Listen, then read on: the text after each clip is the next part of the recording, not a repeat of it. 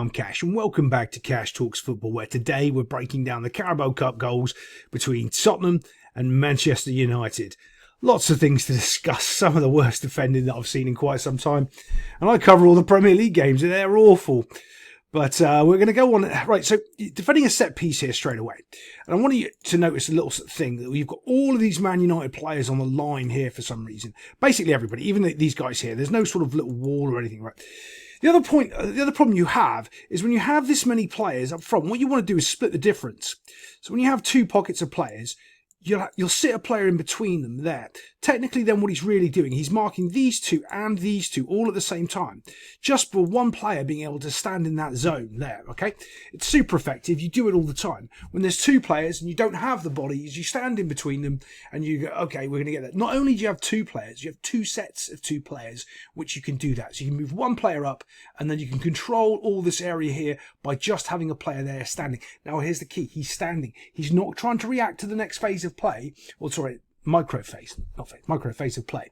What he's really doing is just sitting there waiting to see what unfolds. Normally it'd be your striker or the player you want furthest forward anyway, right? That's what you're looking to do, and he's just sort of guarding that space there. Now, so when this ball's played out wide here, it's even worse. Everybody drops another yard or two. Remember, every couple of inches makes a massive difference in football, and they've all dropped. Open up the space again. Okay, keeping that massive space open. And all of a sudden, if you're the Spursy, you're going, right, we just need to get the ball in this zone so we can get a shot and goal. Just see what happens. That's all you're looking to try to do, because they're backing off so much. Now, there's a lot of dead time here. We have the guy that took the free kick here, managed to run all the way down here, and you've still got 1, 2, 3, 4 United players stood there marking one. Now, remember, they're all waiting for the cross to come in, but heaven forbids they don't do what they're supposed to do on the tin, and they use their brain and do something different in football, which they do, then you're not set up to deal with it. One player could have just been up here on the D, just moving forward, trying to get out instead of going back. If you've got 80% of your players going back defending the cross, great job. But somebody has to be responsible and try to cover these unmarked players standing around the top of your 18-yard box. Now, when the first ball's played out here, perfect, got pressure on the ball. But instantly, some of these cats here should have realised, right, we've got to be closing down here as fast as we can, starting to get out of the box. Everybody out. We have pressure on the ball, so we can get up now as fast as we can. And they don't. Watch this. Do you see they're jogging to the side? It's that little side skip, little crab walk to the side. That means they don't really understand that they've got pressure on the ball, and they should be getting up as fast as they can to try to win the possession back, and also stop anything else that's going on. If there's a pass in here, there's two players here, we can stop all that. All we've got to do is get out. They don't. And you can see why this is all super important, because all of a sudden you've got a guy now receiving the ball with lots of space to run into.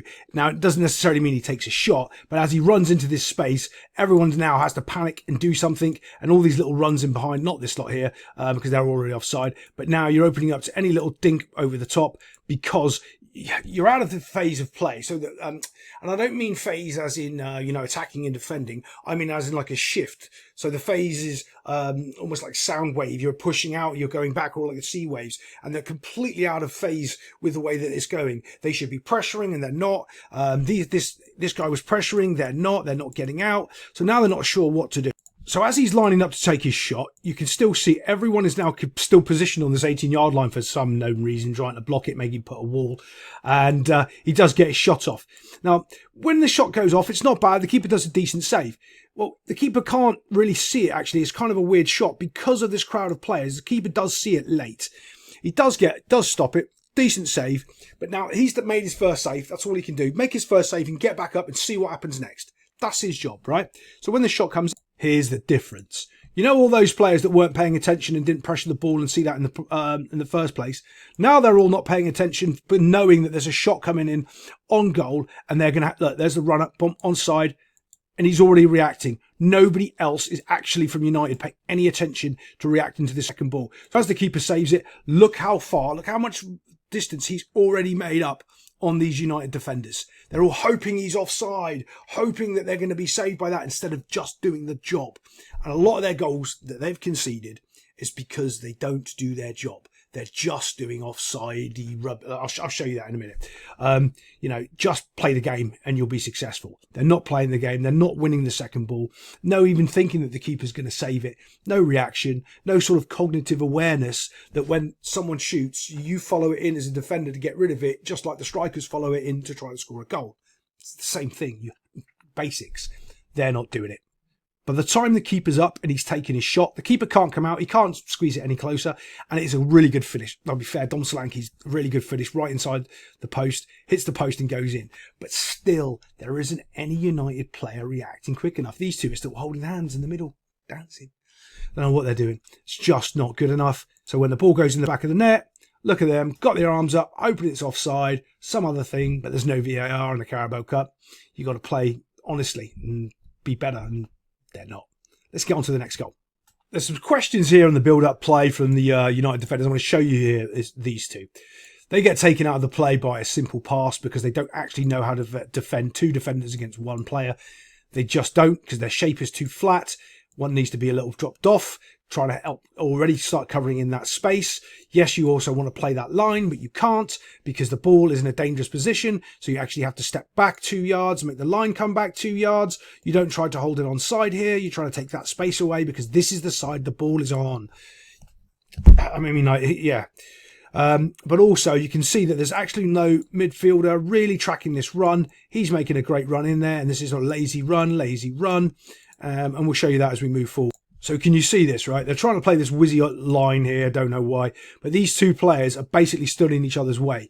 They are one player, really. Just one big fat blob of a player that easily are taken out by a pass because they're both pressuring the ball and one of them hasn't realised the space is dangerous, not the ball. One's pressuring the ball, one's pressuring, dropping into the space, takes it all away, makes it nice and easy. And remember, he's not just running into the space and standing there. He's dropping in and then coming back a little bit, you know, and just almost like he's baiting the play. You play that ball, mate. Yeah, you play it. Go ahead. Or what he does is he takes 2 yards back and he's here, away from this guy. So he's actually got some separation, probably more like 4 yards back. And he's actually here. So if that ball's played, then he can pressure across. Let me get rid of those lines so you can see a little bit better. So instead of being right there, he'd be about right there. So when that ball's played, he's coming at it from a better angle and he can shut that ball down much, much easier. So that way he could even still play that line if he wanted to. But he's doing none of those things. He's just stood with his teammate, holding hands. Remember that lazy run I was telling you about? Lazy run? Yeah, keep watching. Let's move it forward. Now, because of that lazy run, now look, he's absolutely having a sprint. But so is he, too late. So he's already sprinting. Now, that's a problem. So, you know, I was talking about the phase or the cycle of how you're out of sync with the game. This is what happens when you're lazy for a couple of seconds. All of a sudden, you're out of sync with everything that's going on. And this is another classic example where they're looking for to block this cross that's coming in. But this guy here does an absolute poor job of clearing the ball. And because, remember, lazy player is now sprinting, just like the other cat. Sprinting. They're not actually thinking, they're sprinting to just try to get back into some sort of shape and not already be close enough so they can actually stop and think about what's going on in the game as well. Now, this is a poor clearance. He kind of flicks it with the outside of his foot, basically tees it up and says, there you go, mate, have that. He just a flick. I'm going to show you that flick in another second.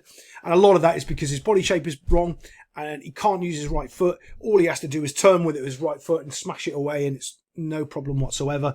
But he can't do that. He's stuck on his left foot and it's just poor. So as this goes across, knocks it. Look, all those players now have run past the point where the ball's been knocked back because they've overreacted because they were out of shape and out of sync in the first place. So everything seems to have broken down. There's another mistake and another one that compounds another one. And now it's just a simple tap in. Should have made a sound effect. If you did, you do get 3 goals in the Carabao Cup. It is the rules. So here you are. What you should be doing right here is standing on this foot here. That foot's coming around and clearing the ball away. Bang. Yeah, and you might even hit a player or two. But if you get it, probably not, because you can just get it up over everybody. But because he can't use his right foot, absolutely dangerous situation. So what he does is to make it a million times worse. Look at that little flicky pokey out there. Oh, and here's the problem. He goes, oh yeah, I've done good because I've stopped it going to this guy here.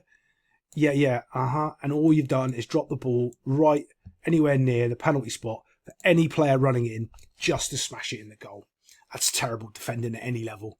Yeah, and that's one of those differences where you've got so many players that are, dependent on certain foots, and they can't deal with certain situations, and they can't just put their foot through the ball with a wrong foot. Yeah, you can't have them in your defence if you're doing that, just because, like, even, I don't care, pick a Man United defender, Harry Maguire or Johnny, they're clearing that all day long. Even with their bad left foot, they're still doing it. He's not. So I want to show you this as well, because it's the same player making a terrible mistake. You can see his body shape. He's looking this way. Okay, you're looking in for the running behind. No pressure on the ball, so you can't have your line step up. You need to be dropping off right now because there's no pressure on the ball. And immediately, as soon as you get pressure on the ball, you can step back up again, step back up again. They're not doing that. They're just kind of waiting for them to play a ball in over the top. But this is the key, right? He sees the danger. He actually sees it. So you've got to only cover the space in front of you, not the space behind you. This defender has got no idea that he is behind him about to make a run in behind. Absolutely none. So when the ball's played, he knows he's the only defender that's read the situation. He can understand that. He has to get his body on him, and he has to slow his run down and make enough time for his teammates to recover, and they're not that far behind. He just really needs to get his shoulder on him, run with him when he's trying to make his first touch. Not even try to tackle, just run with him and put pressure on him and see if he makes a mistake. Okay, that's all he's got to do. He's getting completely done by pace, though. He cannot get close to him. And not only that, look at the difference here as he's kind of running that way as this guy's just running straight. He's kind of running away from him a bit. And it's going to be apparent when they get down here for, when he actually gets his shot off.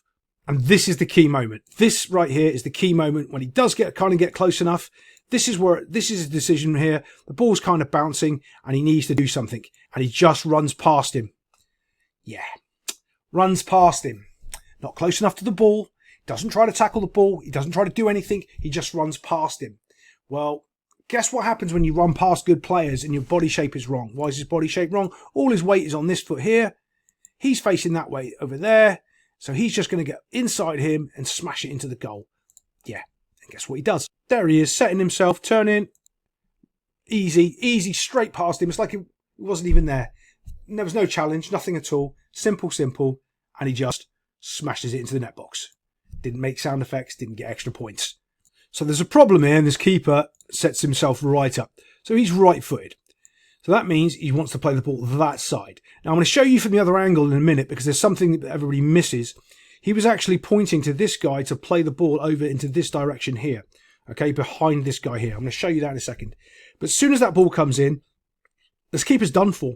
Because he can't really go anywhere but here, because now his body's going to turn. So he's going to turn from facing this way to facing this way, and he's right-footed. So he can either kick it into the goal or kick it over. Like, he's got no options. So as soon as this ball's played in, really slowly, and the problem is the pace of the ball as well, because if it's fizzed into him, he's got a chance of fizzing it away. It's not. He's actually physically waiting for the ball to come in. Okay, and he saw where the pass should have gone. Look, someone else has got their hand up telling him what to do, and we know in the next 5 seconds, because someone else is telling him what to do, someone's going to score a goal. Yeah, he's coming short. This is where it should have gone. Fired straight into him, but you can see the pressure there. And the keeper can see that. Okay, and this is the problem when you're playing out of the back and when you have goalkeepers trying to do this at the highest level. There's a massive difference between field level players and goalkeepers. Goalkeepers will see that and go, I can't pass it to him because he's marked. Midfielders like, myself will give me the ball. I don't care if he's marking me. I'm still going to get it, turn him and beat him. Doesn't matter. Give it to me. Goalkeepers don't understand that. And they'll go, well, he's marked. I can't do it. And he's not marked. Yeah, but he's got a player behind him. It doesn't matter. I still want the ball. I'll still hold it up. Don't care. Give it to me. And that's the decisions you're asking these goalkeepers to make. And they just don't understand it. So on it moves. And this is the real issue. He's playing it with his left foot here. And it's just a terrible pass. Well, look. So slow. There's no pace on it. The defender thinks he's okay because he's going to find him here. And he's dropped off a bit. He's going to find him. And he's going to go around. But the keeper's playing it with his left foot. He's right-footed goalkeeper. Well, first off, he's using his wrong foot, which is better than Martinez did down the other end. But the weight of the pass is so poor, it just opens it up. And United kind of get lucky with this because they almost screw this up. Spursy get back, but a little poke through, and he just manages to squeeze it in the goal. And at this point, everyone's thinking Spursy are going to Spursy it up. And they don't, but I thought they were going to. So Spurs give up a goal from their own free kick. Yep, that's right. Now, there's a couple of little things I want to comment on as well, about forward players. And I'm bringing up my next coaching course lesson coming up, and it's going to explain a lot about the modern day footballers and why you don't have these attributes in modern day footballers. You used to have the fastest person up front. I can remember one of the coaches I coached with, what was his name? Arabic guy. He goes, just get your fastest player, put him up front, get your second fastest player, put him in the back, and doesn't matter what you do in between. And genuinely, that's what he used to say. And he used to do quite well with it. But the problem when you've got a super nippy guy up front like this Ahmed kiddie, everything has to be perfect. And it isn't here. It's so slow and lackadaisical. Look at this ball. There's no pace on the pass. There's no real intent of movement. From this guy receiving the ball, watch this. Watch how long he takes.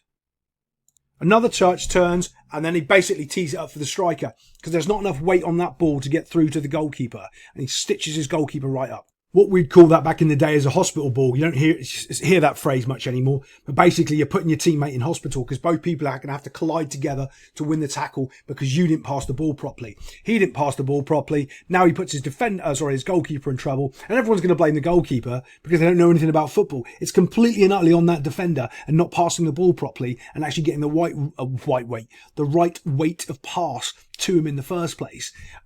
When he's there, he's in panic mode. He's in total panic mode. He's just made a mistake a second ago.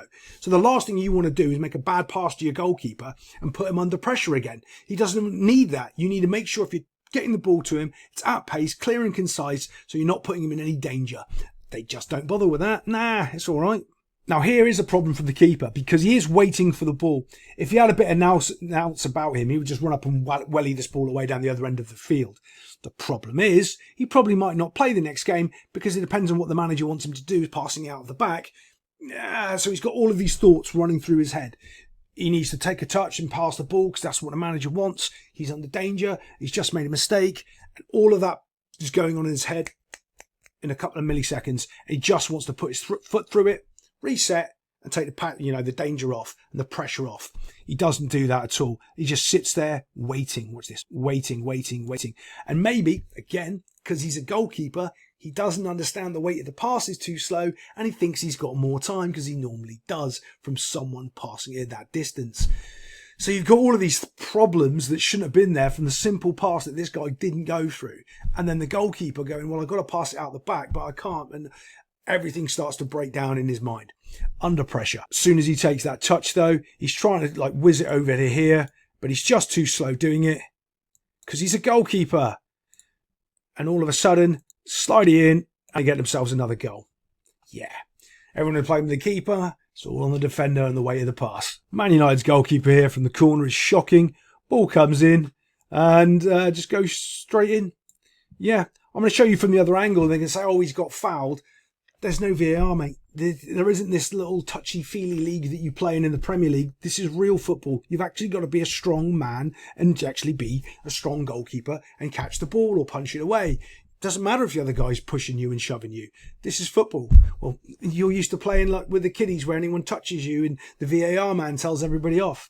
Nah, it used to be harder back in the day. It's too easy now. And as soon as you're playing a real game of football, you're in all sorts of trouble. And a little bit of contact here means honestly, I don't think it would have mattered because I don't think the keepers would have got this anyway. But I'm going to show you from the other angle. Goes in straight from the corner. It's just poor. To be honest, when I'm looking at this, as I play it, you're going to see it. I think he just completely mistimes his punch here. This is the arm I'm talking about. It goes up. The ball drops in. And I'm firm believer that your body shape is completely wrong. You should have been back here clearing that ball. But I will save that for another day because I'll be here for 25 more minutes going on about it otherwise. Look, watch that. See, he just mistimes it. Just completely mistimes it. And it drops him over it. I think that's his last game for Man United. Shocking defending here by the Spursy. Watch this. This little cat here is going to run to the front post behind these two. The ball's going to drop. These two aren't going to react. Quality delivery. And they get themselves a goal. Yeah. It's just mistake after mistake. It's just poor, really. Watch this. As it moves forward, you see that? Off he goes. No one's gone with him. They're too busy fighting over here, playing with the goalkeeper. Don't know what they're doing. It's one of those things where, oh, you fouled our goalkeeper, now we're going to foul your goalkeeper. Well, yeah, fine. That's what it used to be like back in the day. Bit of a fight everywhere, scrapping. And the goalkeepers used to knee you in the back of the leg, the head, and you didn't want to go near the goalkeeper. Now it's all just all touchy-feely football. But it does get an easy free header right here as he jumps up. Look, little bit of a push, I suppose. Not too much to write home about. And I kind of like it without any VAR, because you can have all these subjective opinions about stuff. Oh, it is a push, it's not a push. And that's kind of what used to make football great. And football is just, to me, it's just nowhere near as good as it used to be anymore because of all of this nonsense. But yeah, look, they're still fighting with a keeper. That's brilliant. But Spurs, 2 players here. No one's tracked the runner. Good, honestly, good delivery. But it's a decent header. And they get themselves a goal. If they had put their little... Man United had changed their players out from they did from the first half to second half. If that second half team was on the field in the first half, I think it would have been a different game. But other than that, I'll see you next time on Cash Talks Football.